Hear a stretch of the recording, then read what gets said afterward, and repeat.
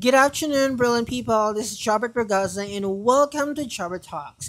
In today's conversation, atong i-justify kaning pinaka-common gid kaayong nga pangutana sa mga teachers back in the Philippines kung unsa gid ka big deal ang accent here in Taiwan kay mao day permi nila madungog, mao ay permi isulti or chika sa ilaha, mao day mga karaniwan nga mga problem nga ma-encounter sa mga Filipino teachers in Taiwan.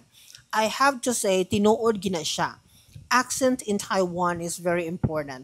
Kay kani man kung Filipino English, kaning accent ato in the Philippines, wa man guni siya gi-recognize mga my dear. No nga naagyo nag-exist nga accent from the Philippines. Second language naman guna to ang English. Dili gid ta native speaker of English. So mao nang naagi identity ang ato ang way of speaking. Pero ang good thing ana, kaya po na to na siya ma-change. Kaya po na to ma-improve. Na po tayo capability mga my dear nga ma-improve po na to ang atong accent, no? So, himuag na ninyo, kailangan mag-train din mo sa inyo mga kaugaling. Mabitan ang maingon ko nga, kung currently nagtrabaho ka sa mga BPO industry in the Philippines, nga you are talking to American all the time, medyo naka-advantage ka. Ang imong exposure to the language is nindot siya no kay first hand gid kaayo katong mga native speaker gid sa English nagid kay kana bang background kung unsaon nimo pag-talk ang English kay sa Philippines man good whether we like it or not kanang mga conversation na to nga mga simple lang di ba gid nato gamiton ang sound nga kung unsay madunggan nato sa mga American people sa mga British people so naagi kalainan no mo bitaw nga dili ka mo ni mga ma-encounter sa mga Filipino diri ang mga problema. Especially mga my dear kung sa cram school yung ka mag-apply or kung sa cram school ka mag-teach, isa gini siya sa mga usual nga mga na-encounter sa mga Filipino. Kay ang cram school baya business baya na siya niya once nga ang imong tunog dili ganahan ang ginikanan or ang bata mismo medyo maapektuhan ang negosyo sa usa ka cram school. So mo nang dili kaayo ko mo kanang promote aning cram school para sa mga Filipino kay daghan lagi kog na-encounter nga mga lain kaayo nga mga experiences sa atong mga kababayan, no? Arang-arang na lang ang mga na-experience sa public school kay medyo kaya pa natong ipaglaban. Kay you know what, akong i-share sa inyo, when I started here, katong 2022, wag gyud magkarimao ang ako ang kanang accent ato sa English. Grabe, karon dili man ko moingon nga na perfect na pud nako siya. Especially nga na ako'y problem nga kanang paspas kay kumutok nga dapat ra ba kontrolado na siya. Ang clarity man gud ang kailangan diri. Dapat ang paglabay nimo sa mga words, klaro gid siya kaayo mga my dear. Mo na pinaka-importante diri. Actually, for me dili lang man na siya nagkanang nag-ugat sa accent sa mga Filipino. Ang clarity sa words nga ato ang pag-istorya mo na pinaka-importante. Kay nag-learn ba ang mga kanang pinaka-basic pa nato nga mga kabataang barangay, no? So dapat ang ma-inculcate sa ilahang mind katug yung proper nga sound nga gina-execute sa mga American people. Mo nang kinahanglan gyud nga ang atong accent diri amo level up gid siya mga my dear. Whether we like it or not. So extra effort gid ang atong himuon para ma-train na to atong mga kaugalingon. Labi na kung nang-apply pa mo. Sa kanang interview ninyo, sa kanang inyong video demonstration, dapat inyong i-enhance ang inyong accent diha para gyud nga mapansin siya nga ahoy mo qualify gid siya kani okay ni siya. Kaya nga no, madunggan ba na sa itong estudyante, nga mo ba nilang makuha nga training, kay ikaw ba ilang foreign teacher, no? So, ang imuhang kanang the way ka mo speak, pwedeng maka-influence, dakog factor siya, nga maka-influence sa mga estudyante. Sumo na nga ang gilag yung pilion kadtong pag mo istorya in English gani naagi sound kana bang dili gid siya nalayo sa mga native speakers ingon ana no.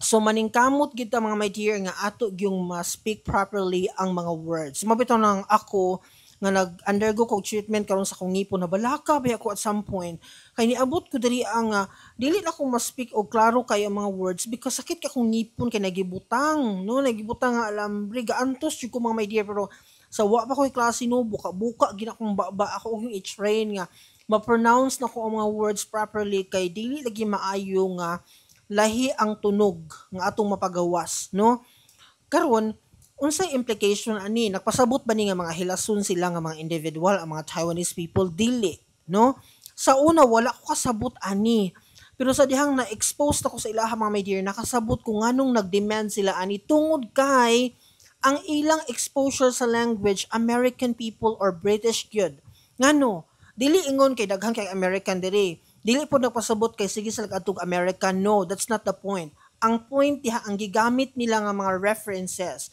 ang mga e-books nga ilang gina-apply, ginagamit, no? Kay labi na sa elementary mga my dear karon elementary teacher naman ko. E-book gina ilang labanan day.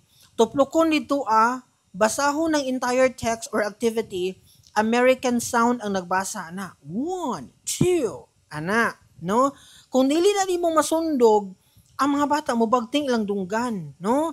Kay mao man to ilang mao man to ilahang nakuha nga tama. Mao man to proper. Mga gagmay pa na sila, wa man sila kasabot nga naa ay variation sa sound. Naa ay variation sa pronunciation. Depende kung siya located in the world, no? Wa man sila kasabot ang mga my dear. Ang ilang nasabtan ra gyud American sound, British, English or unsa pa man. Pero mao na pinaka-common, 'di ba? So kailangan pag nang-apply na mo, pag nag-start na mo sa inyong application, dapat i-try na ginin yung mga daan. No, daghan man tayong mga resources online nga pwedeng magamit to enhance our way of speaking. Kailangan gid siya mga my dear, mo extra effort gid ka. Katong nag-start pa ko diri grabe po taon akong struggle nga ma-improve gamay. Kay even up until now, na ika-fourth contract na nako ni siya, sometimes mo gawas gihapon akong pagka-Filipino pag mag-speak og English. Pero kung ako i-compare ang akong development, medyo makitaan na gid ako og kanang improvement ang akong self. No, kay dugay-dugay na putang nakipaglaban diri sa Taiwan as an English teacher, no? Ingon ana lang siya. Pero ayaw kay mo kabalaka, ampo lang mo sa Ginoo pirmi, kay naa man po yung mga school nga mohatag gid sa atoa og enough nga time para ato na siyang ma-apply sa tong kaugalingon. Kay naa po yung mga eskwelahan diri mga my dear, especially sa public school, nga makasabot gid sila nga ang tunog sa mga Filipino mauni, no? Pero dili kanila i-allow nga ingon ana permi imong sound forever. Kailangan ilagi na siyang ilahagi kang istoryahon ana or sometimes ipa-feel gid nila sa imuha nga dapat ingon ani gid ang tunog. Di kaagid ko na sa una nga gibasa na ko ang word unya giotro siya basa sa ako ang partner in a way nga different ang sound. So naka-feel ko nga murag bisag wala niya giingon sa ako ang teacher, dapat American sound ang among madunggan. Ingon ana, bisag wala niya giingon sa ako. Pero na-feel nako nga dapat i-improve nako ang way of speaking. So from that time on, magbantay na gyud ko mga my dear. Maningkamot gyud ko nga ang akong pag-deliver sa mga words nako is higher pud siya. Dili gyud same sa the way ko mag-talk in the Philippines. Lahi ra kaayo, no? Kaya mag-talk ko sa una sa Philippines, normal ra man kaayo kong English. Pag abot diri bali-balion gid nimo gamay mga my dear.